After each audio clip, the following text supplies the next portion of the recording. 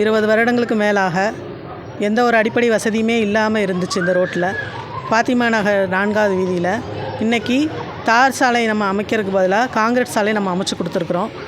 இன்னும் 84வது வார்டு பகுதி எடுத்துட்டிங்கன்னு சொன்னால் புல்லுக்காடு ரோட்டில் ரொம்ப குப்பை மேடாக இருந்துச்சு. இன்றைக்கி அதையெல்லாம் நாம் சரி செஞ்சு இன்றைக்கி குப்பைகளே இல்லாத ஒரு ஏரியாவை நம்ம உருவாக்கி கொடுத்துருக்குறோம். அதே போல் பார்த்துட்டிங்கன்னா தெரு விளக்குகள் இல்லாமல் இருந்துச்சு. பெண்கள் வெளியே வர்றதுக்கே அச்சப்படக்கூடிய நிலை இருந்துச்சு.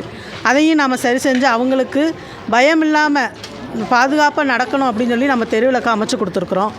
அதே மாதிரி மழைநீர் வடிகால் 15 வருடங்களாச்சு மழைநீர் வடிகால் தூர்வாரப்படாமல் இருந்தது. இன்றைக்கி நாம் வந்ததுனால கவுன்சிலராக நான் இருந்து என்னுடைய பணிகளை நல்ல முறையில் நான் செஞ்சு கொடுத்துருக்கேன். தூர்வாரி இருக்காங்க. அதே போல் பார்த்துட்டிங்கன்னா இப்போது இன்னும் பல பணிகளை நான் செய்கிறதுக்கு திட்டமிட்டிருக்கேன். அதையும் நான் பெற்றுத்தருவேன்.